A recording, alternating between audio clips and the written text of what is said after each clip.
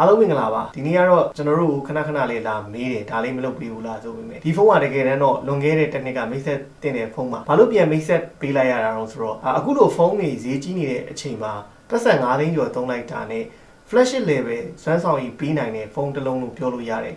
Redmi K40 ဖြစ်နေလို့ပါပဲဘာလို့ Redmi K40 ကဒီချိန်ထိဝယ်တင်သေးတာတော့ Redmi K15 ကလည်းကျွန်တော်16ရက်နေဆိုမိတ်ဆက်တော့မှာပေါ့ဘာလို့ဝယ်တင်တာလဲဆိုတဲ့အချက်တွေကိုဒီစသချင်းမိနစ်လေးကျွန်တော်3မိနစ်လောက်ကြည့်လိုက်တယ်ဟေးဆိုရင်ဒါတွေပါလို့ငါတို့ဝယ်တင်တာဆိုတဲ့အချောင်းလေးသိမယ်လို့ထင်ပါတယ်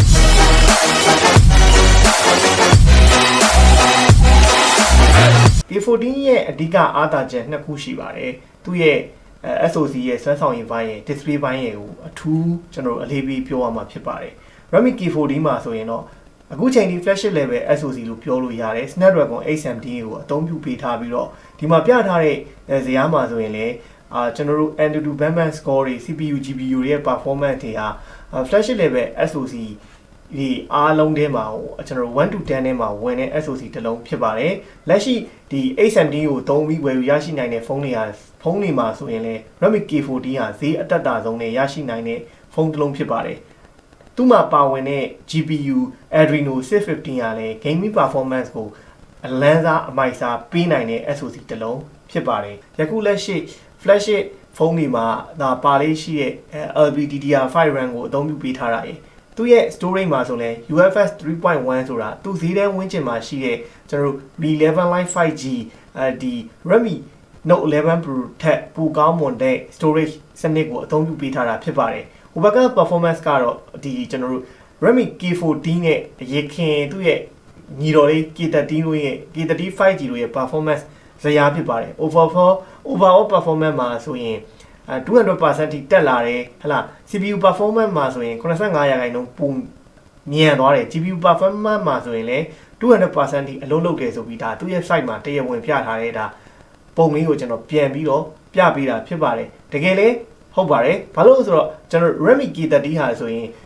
mid-range smartphone တွေမှာဒါအသုံးပြုတဲ့ SoC Snapdragon ကျွန်တော်700 series ကိုအသုံးထားပြီးတော့ဒီ Redmi K40 မှာဆိုရင်တော့ flagship level SoC ဖြစ်တဲ့ Snapdragon 817ကိုအသုံးပြုပေးလိုက်တာဖြစ်တာကြောင့်ဒီလောက် performance တွေကွာဟသွားတာဖြစ်ပါတယ်သူရဲ့ display ပိုင်းအနေနဲ့ကတော့ screen size အရွယ်အစား 6.67 inch full HD Plus display ကိုတက်ဆင်ပေးထားပြီးတော့ K40 display ရဲ့အဓိကကောင်းတဲ့အချက်ကတော့ကျွန်တော်တို့ smartphone တွေရဲ့ display တွေကို ranking သတ်မှတ်ပေးတဲ့ website display make ကနေပြီးတော့ A+ ရထားတဲ့ AMOLED display ကိုအသုံးပြုပေးထားတာရေသူရဲ့ brightness က1300 nit အထိ support ပေးတဲ့အတွက်ကတော့နေအောင်ကြည့်ထဲမှာ AC သုံးပြုလို့ရနိုင်မှာဖြစ်ပါတယ်aperture rate နေရဲ့ထုံးစံအတိုင်းပဲကျွန်တော် DCI P3 HDR tablet support ပေးတဲ့ display ဖြစ်တဲ့အပြင် MEMC technology ကိုအသုံးပြုပေးထားတာဖြစ်ပါတယ် K40 display မှာပါဝင်တဲ့ MEMC technology ကဒီဗီဒီယိုမှာပြထားတဲ့အတိုင်းပဲ frame rate နည်းတဲ့ video တွေကိုတော့ကျွန်တော်အချောမွေ့ဆုံးကြည့်ရှုနိုင်အောင်ထောက်ပံ့ပေးတဲ့စနစ်တစ်ခုဖြစ်ပါတယ်အခုနောက်ပိုင်းထွက်တဲ့ Mi 11T Pro မှာဆိုရင်လည်းဒီ MEMC technology ကိုပါတယ်ဆိုပြီးတော့ကြော်ညာတာတွေ့ရပါတယ်တကယ်တော့ဒါဟာ K40 ထဲမှာထည့်ပေးထားတဲ့စနစ်တစ်ခုဖြစ်ပါတယ် display မှာနောက်ထပ် 120Hz refresh rate ပါတာကတော့အတိုင်းထက်လုံးပိုကောင်းတယ်အဲ့ဒီထက်ကောင်းတဲ့နောက်ထပ်တစ်ချက်ရှိပါသေးတယ်ကျွန်တော်ရဲ့ gaming အတွေ့အကြုံကိုအကောင်းဆုံးခံစားနိုင်ဖို့အတွက် 316Hz touch sampling rate ပါတာအရင်မိုက်တယ်ဒီကျွန်တော်3 finger gain တွေဆော့တဲ့နေရာမှာဒီ 240Hz ထက်ပိုမြင်တာကိုကျွန်တော်တို့ခံစားရတယ်သူတို့ touch လုပ်ထားတဲ့ video လေးလည်းကျွန်တော်ဖွင့်ပြပေးပါမယ်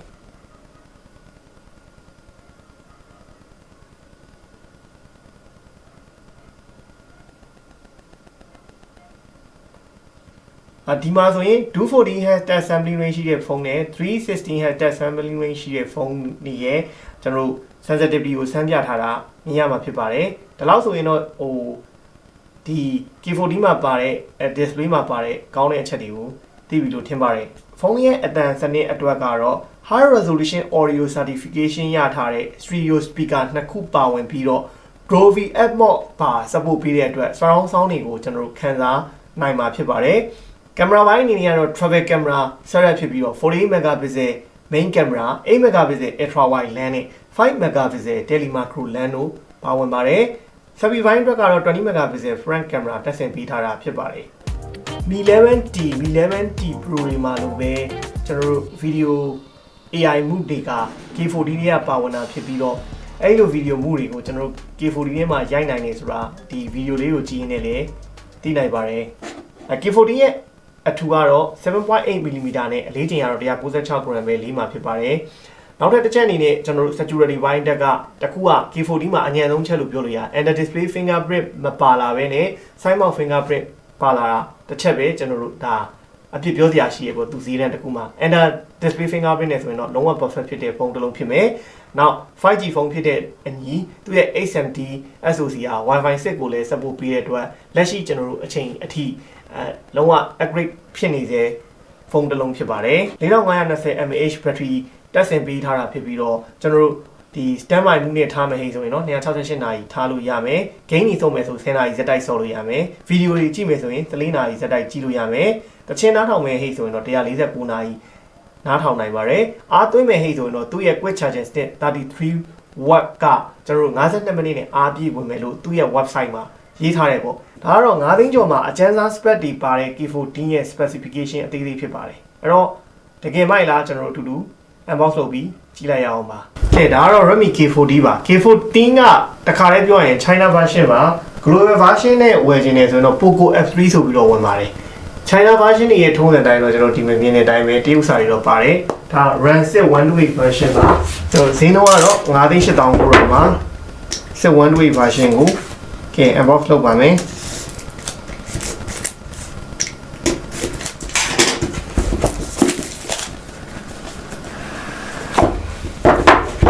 အဲ့တော့တခါလေးပါလေးကြည့်အောင်ပေါ့နော်ရှေ့မှာ intro ကလည်းရှိသွားပြီဆိုတော့မြန်လေးပြီးတော့အောင်ပေါ့သုံးစံတိုင်းကျွန်တော်တို့ကတ်လောက်ပါပါမယ်ဒီဇာကိုက်ပါပါမယ် 0.7 0.9 လောက်ရှိတဲ့ဆီလီကွန်ပါပါမယ်ဒီရင်ကျွန်တော် central pin ပါပါမယ် sin injector ပါပါမယ်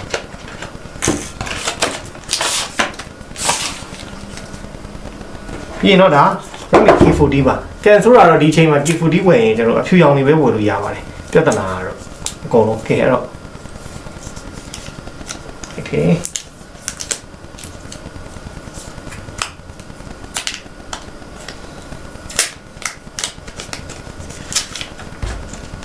နော်ကျွန်တော်လောသေးတော့ဈေးကွက်ထဲမှာတော့ K40 အဖြူရောင်တွေပဲရှိမှာပါဝယ်ခြင်းနောက်ကတော့ matte glass ပါလက်ပွေရမထင်ပါဘူးပြန်ပြီးတော့မှအဲ့ဒါကြည့်တာပေါ့နော်ဒါကျွန်တော်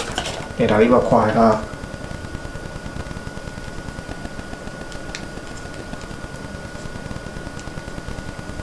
နော်ပပလေးပဲထင်ရနော်သူ4520 mAh 7.8mm တော်တော်ပပချက်လေးဒီဇိုင်းပိုင်းတော်တော်မိုက်တယ် K40 က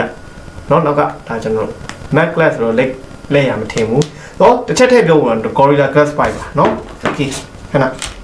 တော့ထုံးစံတိုင်းကတော့ MI ဝယ်ဟိဆိုရင်အာသင်ဂျိုးအာသင်ကောင်းပေးပါပါမယ်ငကြက်မပါပါဘူးအဲ့တော့တကယ်လို့ကိုကK40 ကိုဝယ်မယ်ဟိဆိုရင်ကျွန်တော်တို့ဖုန်းရယ်charging ကျိုးရယ် cable ရယ်ဒါပဲပါပါမယ်ပြီးရင်ကျွန်တော်တစ်ချက်စမ်းကြည့်အောင်အရင်ဆုံးဖုန်းရဲ့ design ကိုမကြည့်ခင်မှာဗာကြည့်မလို့ဆိုတော့ sin injector နဲ့ memory card ထည့်ဆိုင်လို့ရတာကြည့်ပေးပါမယ်ဟုတ်တယ်နော်ကျွန်တော် sin card နှစ်ကပ်ပဲအပေါ်အောင်ထည့်လို့ရပါမယ် memory card ဆိုင်လို့မရပါဘူးနော် sin card နှစ်ကပ်ပဲရပါမယ် okay ပါဒါအဖြူရောင်လောလောဆယ်တော့ဈေးကွက်ထဲမှာအဖြူရောင်လေးပဲရှိပါတယ်နော်9,800,900မှာကျွန်တော်တို့ဆိုင်ပါတော့အဲ့တော့ဒီပဲမြင်တဲ့အတိုင်းပဲကျွန်တော်တို့သူ့ရဲ့ design ကflat design မဟုတ်နောက်က 3D cap အခုံးလေးတစ်ထက်မှာ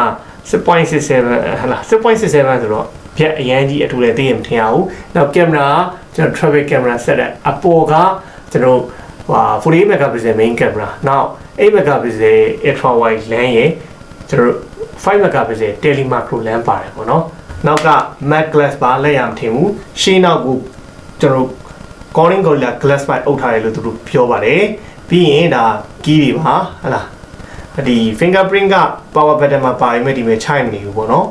3.5mm jet port မပါတော့ပါဘူးတိုက်စီကနေပြီးတော့ပြန်သွားပါမယ်ဒီဇိုင်းကအရန်ပပလေးလို့တကယ်ထင်ရပါတယ်တော်မိုက်ပါတယ်ပြီးရင်ကျွန်တော် camera band ကြီးကထိုးပြီးတော့ထွက်မနေပါဘူးเนาะပပလေးပဲအရင်ကျွန်တော်ဒီလိုချတဲ့အချိန်မှာလည်းဘလက်ကြီးအရန်မဖြစ်ပါဘူးကဲအဲ့တော့ကျွန်တော် power လေးဖွင့်ပြီးတော့စမ်းလိုက်ရအောင်ပါအော်ကျွန်တော်တို့ China version ဖြစ်တဲ့တော့အင်္ဂလိပ်စာပဲရေးလို့ရပါမယ်เนาะဟို setting တစ်ခုလုံးကိုမြန်မာစာတော့ထားလို့မရပါဘူး display ကတော့ကျွန်တော်တို့ပြင်းတဲ့အတိုင်းပါပဲဟဲ့လားသူ့ရဲ့အားသာဆုံးအမိုက်ဆုံးချက်ကျွန်တော်ပြောသလိုပဲသူရဲ့ SoC နဲ့ display က flagship level အနေထားမှာရှိတဲ့ဖုန်းတစ်လုံးဖြစ်ပါတယ်Google service တစ်ခါလေးသုံးလို့ရပါတယ် MI 12.07 နဲ့လာတယ်ကျွန်တော်ဒီ account and set ထဲမှာ basic Google service ဆိုတာပါပြီးသားပါအဲ့ဒါပါပြီးသားဖြစ်တဲ့အတွက်ကတော့ကျွန်တော်တို့ကဘာမှပူစရာမလိုဘူးနောက် screen ကဒီ display က 120Hz ထိရပါတယ် display ကျွန်တော်တို့ refresh ကိုကျွန်တော်ဒီမဲ့ 120Hz ထိထားလို့ရပါတယ်ဟုတ်လားအဲ့တော့ကျွန်တော်တို့ always on display AMOLED display ဖြစ်တဲ့တော့ always on display ပါမယ်ပါမှာဖြစ်တဲ့အတွက်ကတော့ကျွန်တော်တို့တခါတည်းဆက်ပြပေးမယ်ပေါ့နော် apply လုပ်မယ်နောက်ဒါဆိုကျွန်တော် always on display ဒီလိုလေးထားသုံးလို့ရပါတယ်ဒါ AMOLED ပါတဲ့ဖုန်းလေးရဲ့အားသာချက်ပါပဲဟောနောက်ထပ်တစ်ချက်သူကကျွန်တော်ထည့်ပြောစရာရှိတာသူရဲ့ဒီပန်ရှိုးလေးက 2.7mm ပဲရှိပြီးတော့တေးလေးပေါ့နော်ဒီပန်ရှိုးလေးကတုံးကတေးလေးလို့ထင်ရပါတယ်ကဲအဲ့တော့ကျွန်တော်တို့ဒါ China version ဖြစ်နေပေါ့နော် China version ဖြစ်နေလဲပြဿနာမရှိဘူး setting မှာကျွန်တော်တို့ခုနကပြခဲ့ account and sim မှာ basic Google service ပါပြီးသား basic Google service ဖွင့်ကျွန်တော် get app ထဲကိုဝင်ပြီးရင် Google Play ဆိုပြီးရိုက်လိုက်ပါ GOGLE Google PLE1 Play ရိုက် search လုပ်လိုက်ပြီးရင်ကျွန်တော်ဒီမှာ update တင်လိုက်ပါအဲ့ဒါဆိုရင်ကျွန်တော် Play Store ရပါပြီအဲ့တော့Google service ပါပြီးသားဖြစ်တဲ့အတွက်ကတော့ကျွန်တော်တို့ easy သုံးလို့ရပြီပေါ့နော် Play Store တစ်ခါတည်းရပါမယ်တစ်ခါတည်းဒီမှာဝင်ပြီးသုံးလို့ရပါတယ်ကင်မရာကကျွန်တော်ခုနပြောလို့ performance ကိုအသားပေးတဲ့ဖုန်းဖြစ်ပါတယ်ဒါပေမဲ့ camera feature တွေဖြစ်တဲ့ပုံမှန်ပါနေကြဟာလားကျွန်တော် AI mode တွေ HDR တွေအားလုံးဒီမဲ့သုံးပြီးတော့ရိုက်လို့ရတယ်ပေါ့နော်အဲ့တော့အရင်ဆုံးကျွန်တော် portrait လေးတစ်ချက်စမ်းကြည့်အောင်သူ့ရဲ့ portrait လေးဟာကဲထုံးစံတိုင်းဒါသူ့ရဲ့ portrait မူပါကျွန်တော်တို့ကဒီအကောင်လေးမှာနှိပ်ပြီးတော့ချိန်မယ်ဟိတ်ဆိုရင်အကြည်ဝါဆော့လို့ရပါသေးတယ်အရှိကြီးနောင်ဝါကိုတော့ဒါကျွန်တော် portrait မူပါဒါ K40 နဲ့ရိုက်ထားတဲ့ portrait မူလေးပါဓာတ်ပုံတွေကတော့အခုချိန်မှာကျွန်တော်ကောင်းတယ်မကောင်းဘူးဆိုတာလေ K40 ကင်တာတနေ့ရှိပြီဆိုတော့ဟိုသုံးနေတဲ့လူတွေရှိရင်လည်းသုံးနေတဲ့သူရှိရင် K40 ရဲ့ camera feedback အတွေ့အကြုံလေးကိုပြီးခဲ့ကြပါဦးပေါ့နော်အဲ့ဒါဆိုတာကျွန်တော်ပုံမှန်ရိုက်တဲ့ photo တကယ်လို့8 zone ဆွဲပြီးရိုက်မယ်ဟေးဆိုဒီဘက်က1ဆိုဒီဘက် 0.6 ဆွဲလိုက်တာ ultra wide နဲ့ရိုက်တာပေါ့ ultra wide ဆိုကျွန်တော်မြင်ခွင့်ရရိုက်ခဲ့တာပါအဲ့တော့နောက်ဗီဒီယိုတစ်ချက်ဒီမဲ့ထည့်ပြောစရာရှိတာဗီဒီယိုကိုကျွန်တော်တို့ 4K ထိရတယ်လို့သူပြောတယ်ဗီဒီယို setting လေးတစ်ချက်ကြည့်အောင်ဗီဒီယိုမှာကျွန်တော်အားလုံးဒီပဲမြင်တဲ့အတိုင်းပဲပေါ့နော်ကျွန်တော် 4K 30 frame per second ထိရိုက်လို့ရတယ်ပေါ့ 4K ထိ support ပေးပါတယ် Snapdragon 870နဲ့နောက်အဲ့မှာကျွန်တော်macro video လေးရိုက်လို့ရတယ် macro video ဆိုတာဒီလိုကက်ပြီးတော့နော်ကက်ပြီးတော့အသေးစိတ်လေးတွေရိုက်လို့ရတယ်စမ်းပြမယ်နော်ကျွန်တော် macro video ကက်ရိုက်တဲ့ပုံလေးဟုတ်လားကျွန်တော် macro လေးနဲ့ရိုက်တာပါဒါ macro camera နဲ့ရိုက်ထားပါ video လေးကိုအကောင်လေးပါလေးရိုက်ပူမိုက်တာပေါ့နော်ဒါကျွန်တော် macro video ရိုက်ထားတဲ့video ကလေးပါဒါကျွန်တော် macro လေးနဲ့ရိုက်တာပါ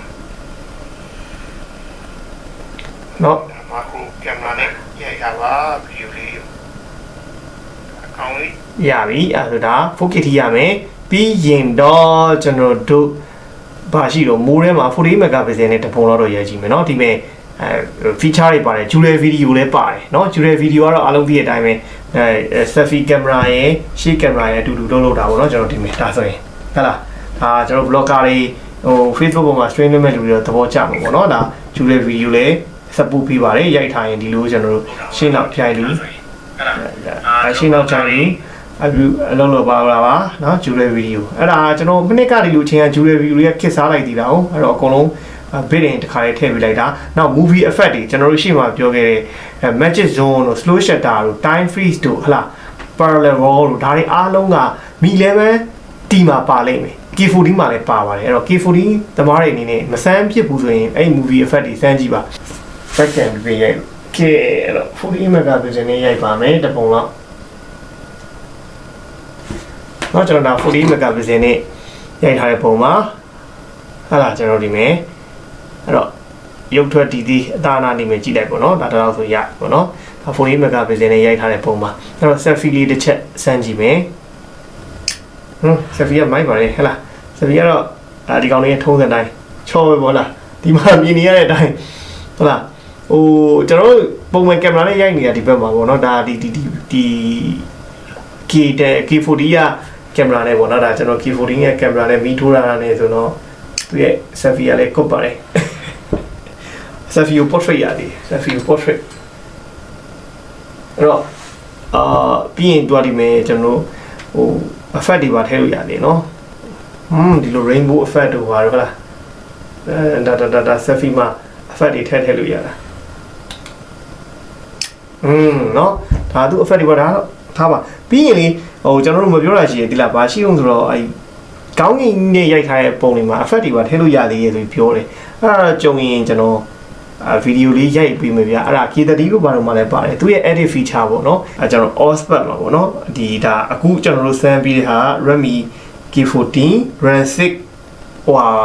RAM 6 128 version ပေါ့ Snapdragon CPU 890နဲ့လာတာကင်မရာ version ဒီမတွေ့ဘူးပေါ့နော်အားလုံးဒီပဲအဓိကအဲ့ဒါပေါ့ကျွန်တော်တို့ဝယ်ဟိတ်ဆိုတာဒီဖုန်းကိုဝယ်ကင်မရာဆိုတာထက်ကင်မရာ feature တွေဆိုတာတဲ့အဓိကကျွန်တော်တို့ဒီဖုန်းကိုဝယ်ရင်ဘာလို့ဆိုသူရဲ့မှတ်လောက်တဲ့ display နဲ့ SoC ကိုသဘောကျပြီးဝယ်တာပေါ့အဲ့တော့ကျွန်တော်တို့ရုပ်ထွက်လေးပါတစ်ချက်ခန်းစားလိုက်ရအောင်ပါကျွန်တော်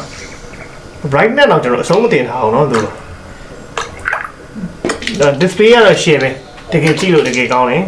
contrast ratio dynamic rate တွေမိုက်တယ်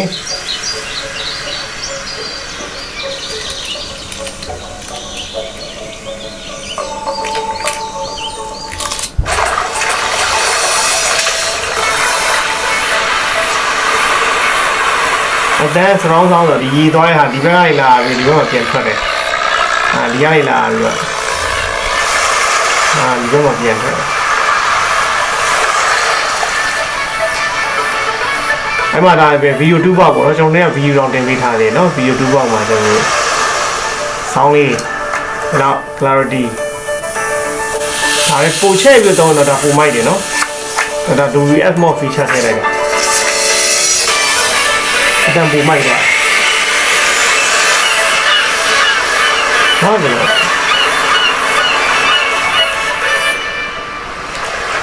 ရပါပြီ okay ပါဒါဆိုရင်တော့ဒါRedmi K40 လေးရဲ့ဒါကျွန်တော်တို့ရုပ်ထွက်နဲ့ကင်မရာနဲ့အနည်းငယ်ဆန်းပြတာဖြစ်ပါတယ်ကျွန်တော်တို့အရင်ဟိုဒီကြအရင်ကျွန်တော်တို့မပြောတော့ဘူးဆိုတာဒီဖုန်းကထွက်ထားတာတစ်နှစ်ရှိပြီပေါ့နော်အားလုံးရဲ့လက်ထဲမှာလည်းရောက်နေတာတစ်နှစ်ရှိပြီဆိုတော့သုံးနေတဲ့ user ရဲ့အနေနဲ့ဒီတစ်နှစ်အတွင်းမှာကိုယ့်ရဲ့ K40 ရဲ့အတွေ့အကြုံလေးတွေကိုဝင်မြပြီးတော့ပါအောင်ပေါ့နော် K40 ကိုပြန်ပြီးတော့အနှစ်ချုပ်ကြရင်တော့ကျွန်တော်တို့ K40 လေးဟာကျွန်တော်တို့ပြောခဲ့တဲ့အတိုင်းပါပဲ6သိန်းမပြည့်တဲ့ဈေးနှုန်းတစ်ခုမှာ flagship level SoC ပါဝင်ပြီးတော့ multimedia ဘိုင်းအတွက် MISA tips တွေထောက်ပံ့ပေးထားတယ်ပြီးရင် gaming performance အတွက်လည်း flagship level SoC ပါဝင်တာဖြစ်တဲ့အတွက်ကတော့လူငယ်လူရွယ်တွေတက်လေအကြိုက်ကင်မရာရိုက်မယ်ဟိဆိုရင်သူ့ရဲ့48 megapixel ကင်မရာဟာအရင်ဆိုတဲ့အထက်မှာမပါဘူးအဆင်ပြေတယ်နောက်ပြီးတော့သူ့ရဲ့ဗီဒီယိုဟာ 4K ဗီဒီယိုတွေအထိရိုက်ကူးနိုင်တာလဲကျွန်တော်တို့ရှေ့မှာဆန်းပြပေးခဲ့တယ်ပေါ့ movie effect တွေ movie filter တွေအစုံပါဝင်တဲ့အတွက်ကတော့ကျွန်တော်ကင်မရာဘိုင်းအတွက်လည်းမစိုးတဲ့ဖုန်းတစ်လုံးဖြစ်တယ်အဲ့တော့ဒီ9သိန်းနဲ့6သိန်းကြားမှာဖုန်းရှာနေတဲ့သူတွေအတွက်ကတော့ Mi 11 Lite ဟဲ့လား Redmi Note 11 Pro တွေမဟုတ်ဘဲနဲ့တကယ် flagship level performance နဲ့ flagship level display တွေကိုခန်းစားနိုင်တဲ့ Redmi K40 လေးရှိပါသေးတယ်လို့ပြောရင်းနဲ့ဒီနေ့ unboxing လေးကိုဒီမှာပဲညီကုန်းရှုပ်ပါမယ်အားလုံး stay safe stay strong ပါ